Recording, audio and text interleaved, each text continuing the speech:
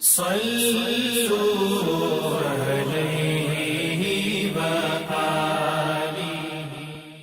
دن مغیرہ بن شعبہ حاکم کوفہ کا انتقال ہوا تو جریر بن عبداللہ رضی اللہ تعالی عنہ خطبے کے لیے کھڑے ہوئے اور اللہ کی تعریف اور خوبی بیان کی اور کہا تم کو اکیلے اللہ کا ڈر رکھنا چاہیے، اس کا کوئی شریک نہیں، اور تحمل اور اطمینان سے رہنا چاہیے اس وقت تک کہ کوئی دوسرا حاکم تمہارے اوپر آئے، اور وہ ابھی آنے والا ہے۔ پھر فرمایا کہ اپنے مرنے والے حاکم کے لیے دعائے مغفرت کرو، کیونکہ وہ مغیرہ بھی معافی کو پسند کرتا تھا۔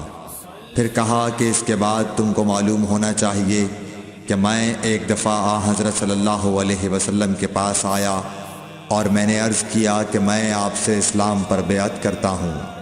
آپ نے مجھ سے ہر مسلمان کی خیر خواہی کے لیے شرط کی، پس میں نے اس شرط پر آپ سے بیعت کر لی۔ پس اس مسجد کے رب کی قسم کہ میں تمہارا خیر خواہ ہوں۔ پھر استغفار کیا اور ممبر سے اتر آئے۔ صحیح بخاری حدیث نمبر 58۔